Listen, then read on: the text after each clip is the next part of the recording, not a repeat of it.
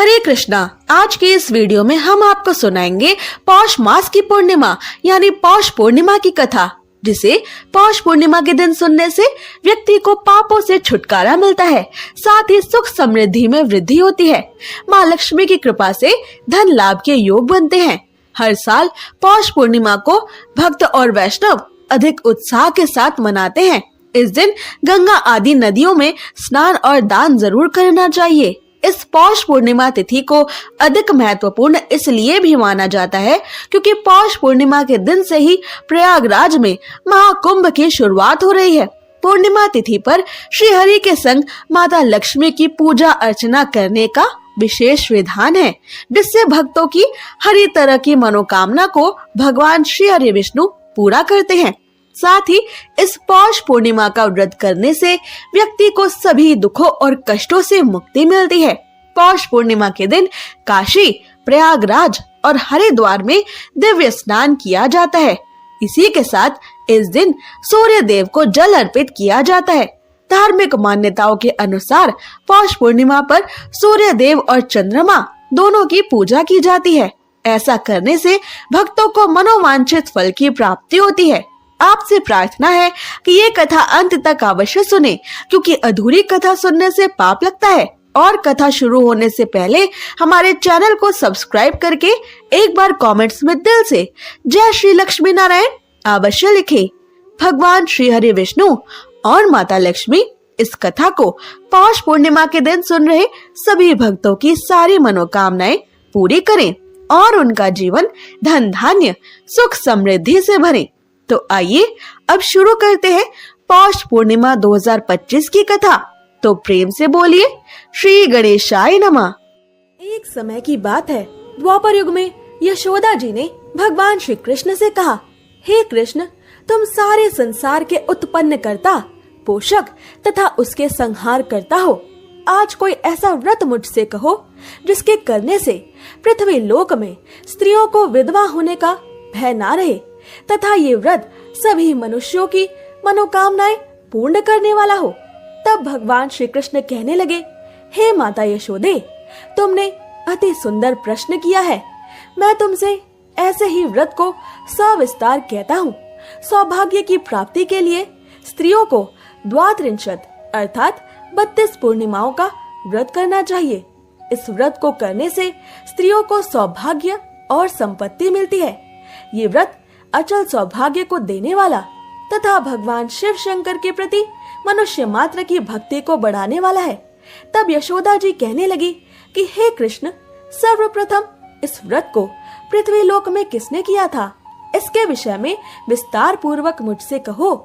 तो श्री कृष्ण कहने लगे कि इस भूमंडल पर एक अत्यंत प्रसिद्ध राजा चंद्रहास से पालित अनेक प्रकार के रत्नों से परिपूर्ण कांतिका नाम की एक नगरी थी। वहाँ धनेश्वर नाम का एक ब्राह्मण था और उसकी स्त्री अति सुशील रूपवती थी।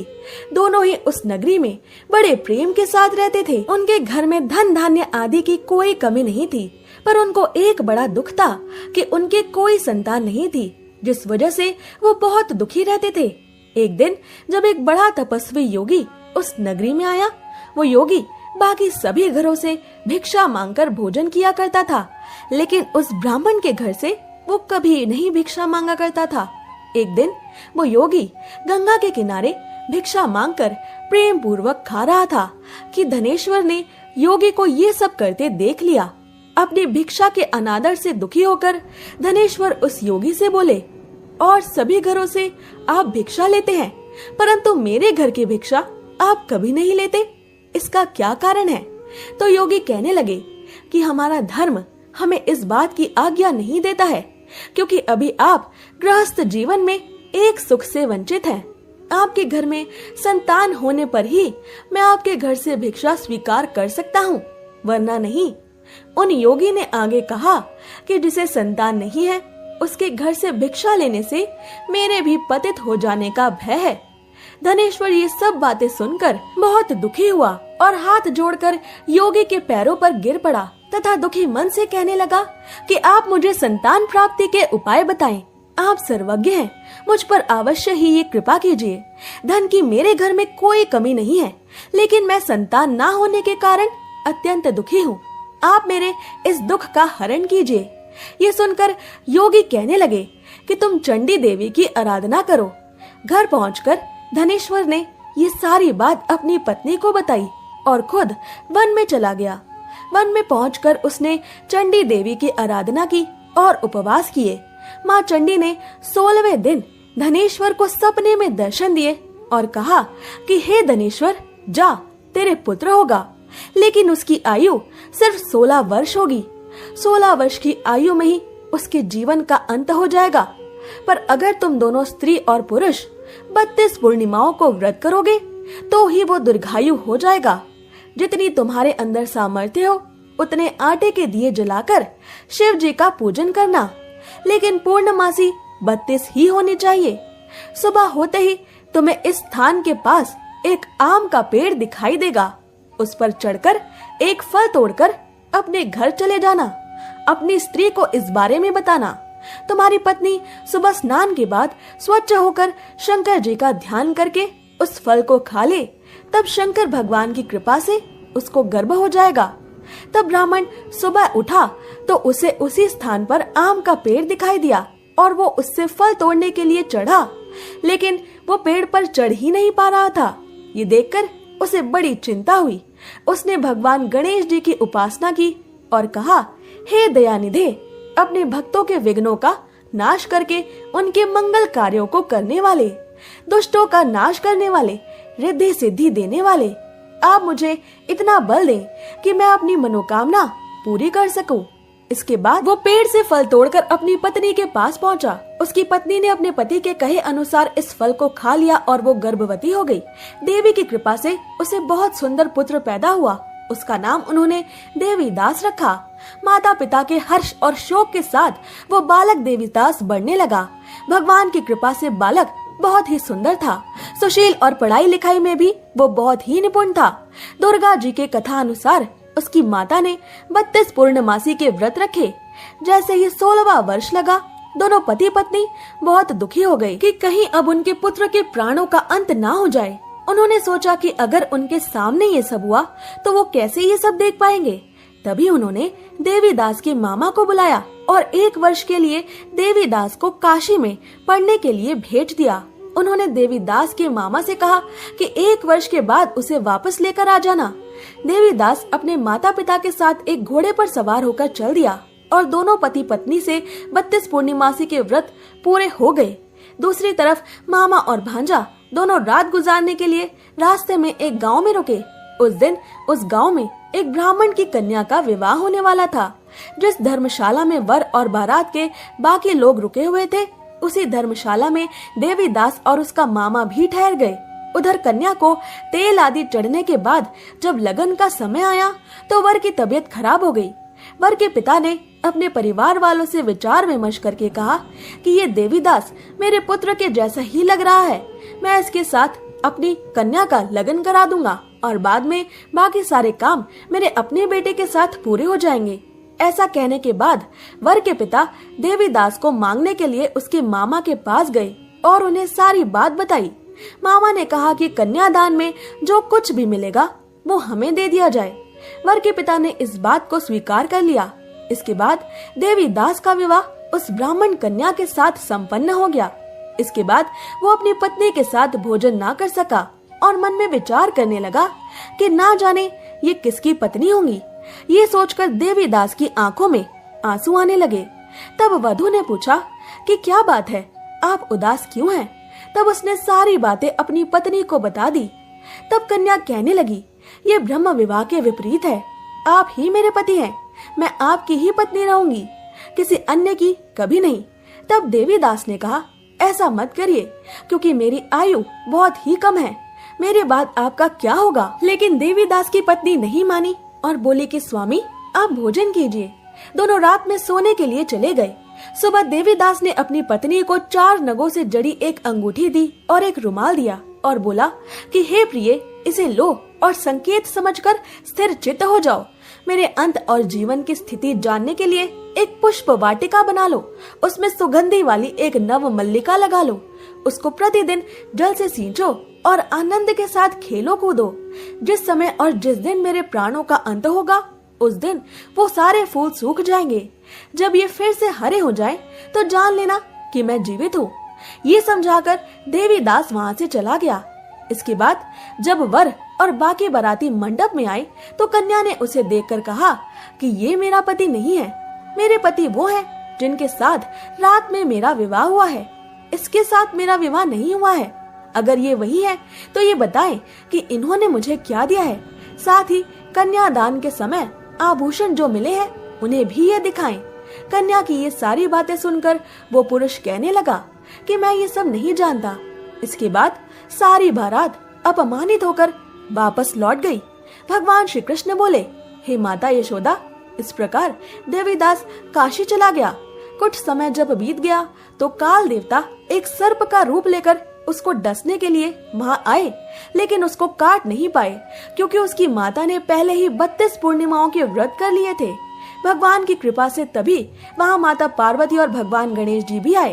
देवीदास को मूर्छित दशा में देखकर माँ पार्वती ने भगवान शिव से प्रार्थना की कि इस बालक की माता ने पहले ही 32 पूर्णिमाओं के व्रत कर लिए हैं, आप इसको अब प्राण दान दें। तब भगवान शिव ने माँ गौरी के कहने पर देवीदास को प्राण दान दे दिया। उधर देवीदास की पत्नी उसके काल की प्रतीक्षा कर रही थी। उसकी पत्नी ने जाकर देखा कि पुष्प और पत्र दोनों ही नहीं है, तो उसको बहुत आश्चर्य हुआ। और जब उसने देखा कि पुष्प वाटिका फिर से हरी हो गई है, तो वो समझ गई कि उसके पति अभी जिंदा हैं। इसके बाद वो बहुत ही प्रसन्न होकर अपने पिता से कहने लगी कि मेरे पति जीवित हैं, उनको ढूंढिए। जब 16वां वर्ष व्यतीत हो गया तो देवीदास भी अपने मामा के साथ काशी से वापस चल दिया। इधर उसकी पत्नी के परिवार वाले उन्हें ढूंढने के लिए जा ही रहे थे कि उन्होंने देखा देवीदास और उसका मामा उधर ही आ रहे थे। उसको देखकर उनके ससुर बहुत ही प्रसन्न हुए और उसे अपने घर ले आए। वो कन्या भी देवीदास को पहचान लेती है। देवीदास इसके बाद अपनी पत्नी और मामा को लेकर वहाँ से चल दिया। उसके ससुर ने भी उसे बहुत सा धन दहेज में दिया।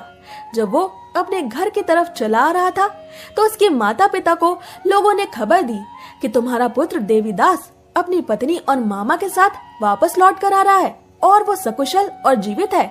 ऐसा समाचार सुनकर पहले तो उन्हें विश्वास ही नहीं हुआ, लेकिन जब देवीदास स्वयं आया और उसने अपने माता पिता के पैर छुए तो देवीदास के माता पिता ने उनका माथा चूमा और दोनों को अपने सीने से लगा लिया। दोनों के आने की खुशी में धनेश्वर ब्राह्मण ने बहुत सा दान दक्षिणा ब्राह्मणों को दिया।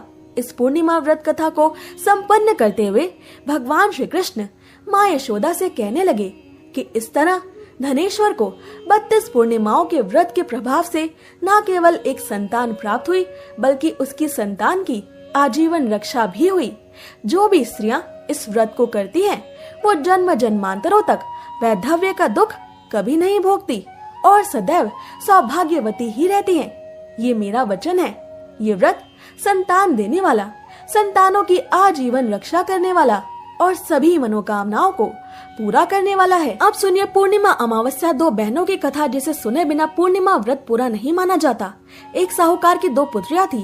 दोनों ही पुत्रियां पूर्णिमा का व्रत रखती थी, लेकिन बड़ी पुत्री पूरा व्रत करती थी और छोटी पुत्री अधूरा। इसका परिणाम ये हुआ कि बड़ी पुत्री का विवाह अच्छे परिवार में हुआ, जहाँ धन संपत्ति की कोई कमी नहीं थी, जबकि छोटी बहू अपने विवाहित जीवन में कष्टों को सहने लगी। उसके व्यवहार से उसके ससुराल वाले सदैव दुखी रहते थे। पूर्णिमा का व्रत आधा करने के कारण छोटी बहन अमावस्या की हर संतान पैदा होते ही ईश्वर के पास चली जाती थी। उसने पंडितों से इसका कारण पूछा तो पंडितों ने उसे पूर्णिमा के पूरे व्रत करने की सलाह दी। अमावस्या ने पंडितों की सलाह पर पूर्णिमा का पूरा व्रत किया। इसके बाद उसे एक पुत्र भी हुआ, पर कुछ ही दिनों बाद वो प्राण त्याग कर चला गया। तो अमावस्या ने उसके शरीर को एक पाटे के नीचे लिटाकर ऊपर से कपड़ा ढक दिया। फिर अमावस्या ने अपनी बड़ी बहन पूर्णिमा को अपने घर भोजन पर आमंत्रित किया और बैठने के लिए वही पाटा दे दिया जिसके नीचे अमावस्या का प्राणहीन पुत्र था। बड़ी बहू जब उस पर बैठी तो उसका लहंगा बच्चे को छू गया। बच्चा लहंगा छूते ही जीवित हो गया और रोने लगा। तब छोटी बहन अमावस्या को अपनी गलती का एहसास हुआ। उसने पूर्णिमा से क्षमा मांगी और उसे बताया कि तुम्हारे पूर्णिमा व्रत से उपजे फलों और तपस्या के परिणामों से मैं सदैव ईर्ष्या का अनुभव करती थी। पूर्णिमा ने अपनी बहन को माफ कर दिया और पूर्णिमा और अमावस्या दोनों मिलकर पूर्णिमा के सभी व्रतों को श्रद्धा पूर्वक पूरा करने लगे। इस व्रत का प्रताप धीरे धीरे पूरे गांव में फैल गया और सभी लोग अपनी संतानों की रक्षा के लिए श्रद्धा पूर्वक पूर्णिमा के व्रत करने लगे। अगर आपको ये कथा पसंद आई तो ऐसी और कथाएं रोज सुनने के लिए हमारे चैनल को सब्सक्राइब करें। भक्त वत्सल से भावग्राही से पुणी पीत बसन बनमाली से ही महाप्रभु हेउछंती आम आध्यात्मिक चेतनार प्राणकेन्द्र। तांकु नहीं गढ़ा आम संस्कृति आम परंपरा। महाप्रभु को केन्द्र कर पालन हुए विभिन्न ओषा व्रत पुनेई परब।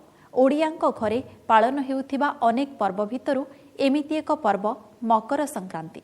एही पर्व श्रीमंदिर रे मध्य शास्त्रीय विधिविधान अनुसार पालन करा जाय थाए। एही दिन श्रीक्षेत्र रे सृष्टि होई थाए भक्तिमय परिवेश। महाप्रभुंक द्वादश यात्रा मध्यरु उत्तरायण यात्रा हेउछि नवम यात्रा। एही यात्रार पूर्व दिन दियोंकु लागि हुए नवांक बेश और पालन हुए नवांक बेढ़ा नीति। तेबे नवांक बेशरे कौन हुए जानिबा से विषय।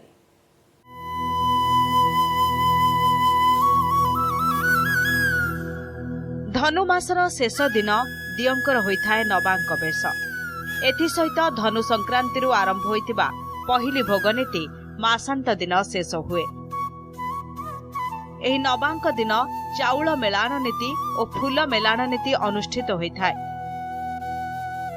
फूल मेलाण निमते माली सेवक माने बाघ मुहा बांधी मालचूल जलकबर घेनी भीतर सेवकंक सह पटुआर रे घंट छता काहाली आदि सह बड़देउल बेढ़ारे परिक्रमा करती। बेहरण द्वार ठारे बेश निमंते प्रस्तुत फूल को पालिया सेवकंकु देइथांती। एही मालचूलिया मान संध्या आलती बेशरे खुंटिया और पुष्पालक सेवकंक सहायतारे दियमानंकु लागि होइथाए। नवांक बेश पाई बड़ओडिया मठरे महाप्रभुंक निमंते गेंडु फूलरे पुष्प अलंकार प्रस्तुत होइथाए। दियंकर एही नवांक बेश देखिबाकू अत्यंत सुंदर होइथाए। मकर संक्रांति पूर्व दिन बड़सिंहार बेश परिवर्ते नवांक बेशरे सज्जित होइथांती दारुभूत मुरारी।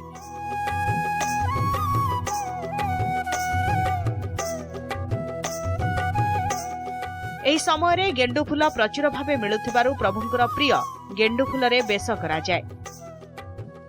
सोल जरी कैथ अठा बाउश काठीरे महाराणा माने तयारी करिथिबा टोपरकू फूलरे सजेई दियंकु लागि करिथांती। सेहीपरि श्रीहस्तरे शंख चक्र हळ मुषळ कर्णरे कुंडल तड़गी आदि अलंकार धारण करी नारायण रूपरे आविर्भूत होइथांती श्रीजीव।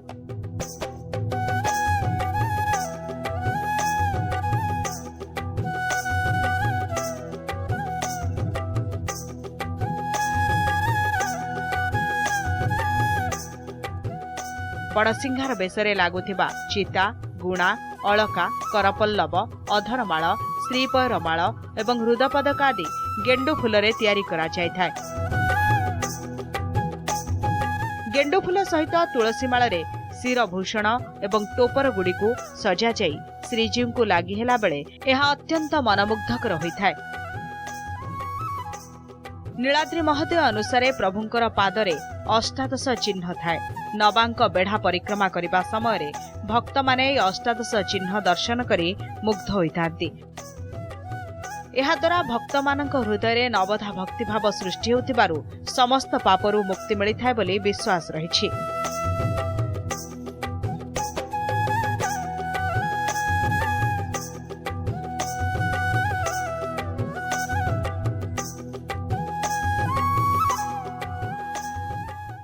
नवांक मकर पूर्व दिन महाप्रभुंकर नवांक बेढ़ा अनुष्ठित हुए एवं एई नवांक रे आपण श्रीमंदिर जो रामानंदी तिलकटी आपण देखुथिबे गेरुआ रंग रे तयारी हिची रामानंदी तिलक श्रीमंदिर उपरे अळा बेढ़ारे से रामानंदी तिलक जो दधि नौतिर अच्छी तार गेरुआ गेरु मरा जाए से तार तो चुनरा सेवक से दिन उपरे चढ़ी रामानंदी तिलक को गेरु रे आउ थे शोभायमान करेंगे एवं फूल मेलाण चाउल मेलाण दूध मेलाण ये तीनिटा मेलाण महाप्रभुଙ୍କ उद्देश्य मकर समय अर्पण करा जाए आउ से जो मकर चाउल प्रस्तुत हुए महाप्रभु को निवेदित हुए जहां प्रत्येक ओडिया ता घरे पालन करे।